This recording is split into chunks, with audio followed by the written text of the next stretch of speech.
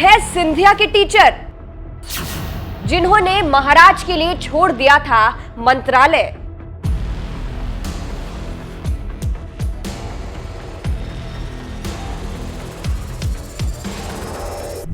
नमस्कार, मैं हूं आपके साथ सृष्टि श्रीवास्तव। ज्योतिरादित्य सिंधिया राजनीति के पुराने खिलाड़ी हैं।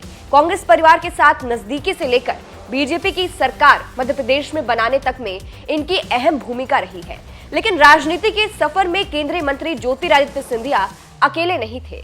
उनके साथ थे उनके टीचर, जिन्होंने उनके लिए बहुत सैक्रिफाइस भी किया और उनका साथ भी दिया, जिसके बारे में सिंधिया ने खुद बताया है। चलिए आपको भी बताते हैं आखिर वो नेता कौन है जिसको सिंधिया अपना टीचर मानते हैं।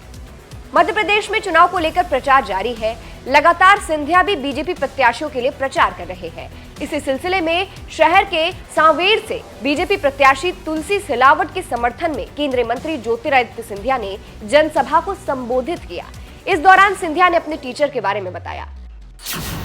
कौन है वो नेता जिसे अपना टीचर मानते हैं ज्योतिरादित्य सिंधिया? जिस नेता ने सिंधिया का साथ दिया उनके टीचर की तरह, वो है बीजेपी प्रत्याशी तुलसी सिलावट। सिंधिया ने उनके बारे में खुद बात की है और जनता को संबोधित करते हुए कहा, उस तरफ झूठ, फूट और लूट की सरकार है, उधर आपको धोखा मिलेगा, इधर आपको मौका मिलेगा। आगे सिंधिया ने कहा, तुलसी सिलावट जैसा जनसेवक मिलना मुश्किल है। मेरे पिताजी के जाने के बाद मेरे साथ दिन रात वे खड़े रहे, वे हमारे टीचर हैं। वहीं सिंधिया ने तुलसी सिलावट की तारीफ भी की और कहा, मध्य प्रदेश को तुलसी सिलावट जैसे लोगों की जरूरत है। उन्होंने कभी भी पद या कुर्सी के लिए संघर्ष नहीं किया, बल्कि जनता के हित के लिए संघर्ष करते हैं। कोरोना के दिनों में इंदौर और सांवेर के लिए मदद मांगने के लिए सबसे ज्यादा फोन तुलसी सिलावट ने किया है। कौन है तुलसी सिलावट? अब सिंधिया जिन्हें अपना टीचर मानते हैं उनके बारे में भी जान लीजिए। तुलसी सिलावट सिंधिया के सबसे करीबी नेता है। सिंधिया के साथ तुलसी सिलावट भी कांग्रेस में थे। 2020 में ये भी सिंधिया के साथ कांग्रेस से बीजेपी में आ गए थे। इन्होंने सिंधिया के लिए अपना मंत्री पद तक छोड़ दिया था। सिंधिया ने कांग्रेस पर साधा निशाना। वहीं तुलसी सिलावट के लिए प्रचार करने के दौरान सिंधिया ने कांग्रेस पर भी निशाना साधा। सिंधिया ने कहा कि कांग्रेस ने 2018 में कहा था कि वो किसान का कर्जा माफ करेगी, पर कभी नहीं किया। इनकी मोहब्बत की दुकान में केवल नफरत का सामान है। आपने कहा कि 3 दिसंबर को सांवेर दूसरी दिवाली मनाएगा और 22 जनवरी 2024 को अयोध्या में रामलला की मूर्ति की प्राण प्रतिष्ठा होगी, तब तीसरी दिवाली होगी। फिलहाल अब जिस तरह से सिंधिया ने तुलसी सिलावट को अपना टीचर बताया है, उस पर आपकी क्या राय है कमेंट करके जरूर बताइएगा। अंत में आपको सिंधिया का पूरा बयान सुनाते हैं। नमस्कार। जो इस सांवेर का ही बीज है, जिस बीज को आपने खाद और पानी दिया है और आज एक वृक्ष के रूप में आपको छाया देना और आपकी रक्षा करने का काम कर रहा है मेरे अपने तुलसी सिलावट जी। आज सांवेर में मैं कोई राजनीतिक भाषण देने नहीं आया। मैं केवल आप लोगों से निवेदन करने आया हूं,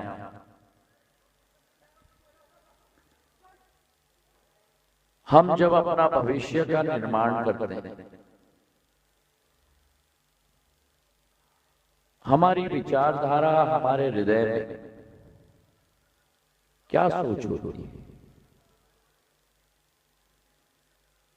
जिस व्यक्ति को हम 5 साल के लिए अपने भविष्य और जीवन का कमान देते हैं, क्षेत्र के नागरिक होने के नाते प्रदेश की सोच, देश की सोच, उसमें हमारी क्या चाहत? हमारी चाहत होती है कि हमारे समस्याओं का समाधान एक ऐसा व्यक्ति हो जो सदैव सुलभ और उपलब्ध हो, एक ऐसा व्यक्ति हो जिसको हम आगे बढ़ाएं पर उसमें कभी भी अहंकार की एक गिनती भी उस व्यक्ति में न हो पाए। एक ऐसा व्यक्ति हो जो क्षेत्र में गुंडागर्दी और अत्याचार कभी न करे। एक ऐसा व्यक्ति हो जो हमारे सुख के समय में हमारे परिवार के मुखिया के रूप में हमारे साथ सदैव खड़ा रहा हो। एक ऐसा व्यक्ति हो जब हम सांवेर से किसी और क्षेत्र में जाएं और उस व्यक्ति का नाम लें तो लोग श्रद्धा के साथ, मान सम्मान के साथ हमारे तरफ देखें। और आज जब मैं सांवेर में खड़ा हूं, मैं आपसे निष्पक्ष रूप से कहता हूं, अगर ये सब गुण मध्य प्रदेश सांवेर की नहीं, इंदौर डिवीजन की नहीं, मध्य प्रदेश की 230 विधानसभाओं में अगर किसी में ये सभी गुण हैं तो आपके तुलसी सिलावट जी में।